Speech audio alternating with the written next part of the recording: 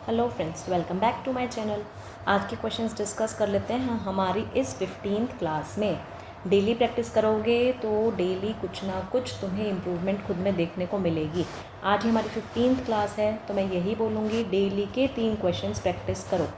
पहला क्वेश्चन देखते हैं हमारा, explain harmonious rule of interpretation with leading judgment. कल भी हमने 3 क्वेश्चन इंटरप्रिटेशन के डिस्कस करे थे, आज भी। हारमोनियस रूल में क्या है, जब भी कॉन्फ्लिक्ट हो जाता है किस में, 2 या 2 से ज़्यादा स्टैट्यूट्स में, या जब एक लॉ इनकंसिस्टेंट है दूसरे लॉ के साथ सेम स्टैट्यूट के, तो कोर्ट इंटरप्रेट करता है इस तरीके से कि दोनों को हार्मोनाइज कर सकूँ, दोनों को बैलेंस कर सकूँ। जो भी उनके बीच में कन्फ्लिक्टिंग प्रोविजन है उन दोनों को बैलेंस करके चलेगा कोर्ट, ठीक है। Such that effect should be given to both the laws, इस तरह से कि इफेक्ट जो है हम दोनों ही लॉज को इंपॉर्टेंस देंगे। कहाँ एप्लीकेबल होगा, जहाँ पे लिटरल रूल हम यूज़ नहीं कर सकते इंटरप्रेट करने के लिए उसके ऑर्डिनरी या नेचुरल मीनिंग में। इसका मेन फेमस केस कौन सा है, लीडिंग जजमेंट कौन सी है, KM Nanavati versus state of Bombay. इस केस में क्या हुआ, गवर्नमेंट के पास कोई पावर नहीं होती सस्पेंशन ऑफ सेंटेंस देने की। किस चीज़ के लिए, to grant suspension of sentence को सस्पेंड करने की पावर नहीं होती है जब मैटर क्या है, सब जुडिस है सुप्रीम कोर्ट में। कहाँ, सुप्रीम कोर्ट में पेंडिंग है। तो कोर्ट ने क्या किया, यहाँ पे हारमोनियस कंस्ट्रक्शन अप्लाई किया ताकि दोनों का इंटरेस्ट बचा रहे, किस किस का, एग्जीक्यूटिव का भी और जुडिशरी का भी इंटरेस्ट प्रोटेक्ट रहे। इस केस में कोर्ट ने बोला जो आर्टिकल 161 है हमारे कॉन्स्टिट्यूशन का, वो जो है सस्पेंशन से डील नहीं करता। कब, जब आर्टिकल 142 ऑपरेशन में है एंड प्लस जब मैटर पेंडिंग है, कहाँ पेंडिंग है, सुप्रीम कोर्ट में, तब आर्टिकल 161 ऑपरेट नहीं करता है, तब ये डील नहीं करता है। जब आर्टिकल 161 डील नहीं करता है, जब article 142 is in operation and the matter is सब जुडिस इन सुप्रीम कोर्ट, ठीक है। तो यहाँ पे कौन सा रूल अप्लाई किया गया, हारमोनियस कंस्ट्रक्शन ऑफ इंटरप्रिटेशन। अगला क्वेश्चन देखते हैं, आ जाओ नेक्स्ट। अगला है explain the mischief rule of interpretation. ये भी काफ़ी इंपॉर्टेंट रूल माना जाता है। इसमें हमें 4 पॉइंट्स बेसिकली याद रखने होते हैं। मिसचीफ रूल को हम ओल्डेस्ट रूल भी कहते हैं, हिडन्स रूल भी कहते हैं। इसमें 4 हमें पॉइंट्स ये वाले मेंशन करने हैं मिसचीफ का आते ही। क्या, what was the earlier law, act आने से पहले क्या लॉ था, क्या मिसचीफ किया गया था या क्या कमी थी उस पहले वाले लॉ में, क्या रेमेडी पार्लियामेंट ने लाई उस मिसचीफ के लिए, प्लस क्या रीज़न दिया उस रेमेडी के पीछे, ठीक है।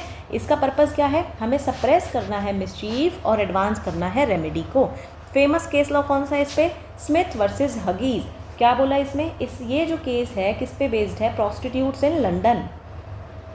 यहाँ पे प्रोस्टिट्यूट्स क्या करती थी, स्ट्रीट पे सॉलिसिट करती थी लोगों को, और जो आने जाने वाले लोग थे वो अनकंफर्टेबल फील करते थे वहाँ से पास होते समय। तो कोर्ट ने एक लॉ पास किया, कौन सा लॉ पास किया, स्ट्रीट ऑफेंसेस एक्ट। कौन सा, स्ट्रीट ऑफेंसेस एक्ट, ताकि कोई भी जो है कोई भी एक्ट ऐसा कमिट नहीं होना चाहिए, किस पे नहीं होना चाहिए, स्ट्रीट्स पे।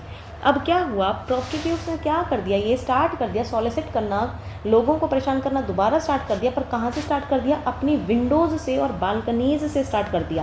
क्योंकि उनका क्या मानना था, स्ट्रीट वर्ड पे कोर्ट ने इंटरप्रेट किया है and street does not include the word Windows. पर बाद में कोर्ट ने मिसचीफ रूल अप्लाई किया एंड हेल्ड किया कि पर्पज़ क्या था, हमें प्रोस्टिट्यूट को रोकना था कि वो लोगों को परेशान ना करे।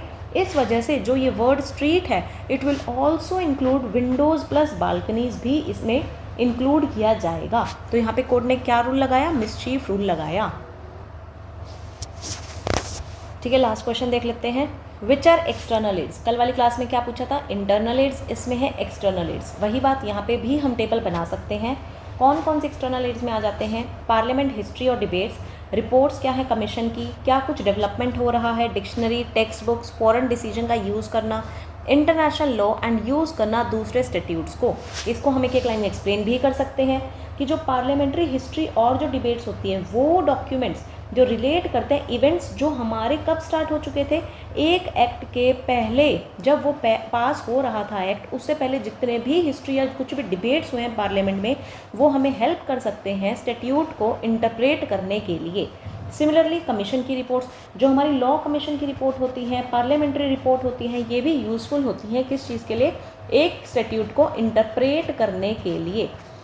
कोई भी हमारी सोसाइटी में डेवलपमेंट हो रहा है या इकोनॉमिक या पॉलिटिकल डेवलपमेंट हो रहा है, उसके थ्रू भी हम इंटरप्रेट करते हैं स्टैट्यूट को।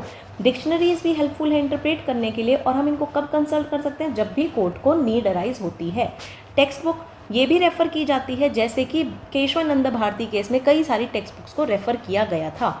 यूज़ ऑफ फॉरेन डिसीजन जो है इंडियन कोर्ट्स पर बाइंडिंग नहीं होते हैं, बट हाँ हम इनको यूज़ कर सकते हैं किसी भी स्टैट्यूट को इंटरप्रेट करने के लिए।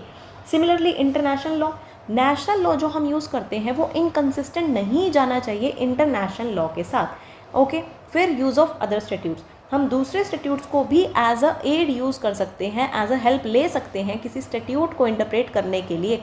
जैसे कि हम यूज़ करते हैं general clauses act. General clauses act भी हम यूज़ करते हैं किस चीज़ के लिए, इंटरप्रिटेशन के लिए।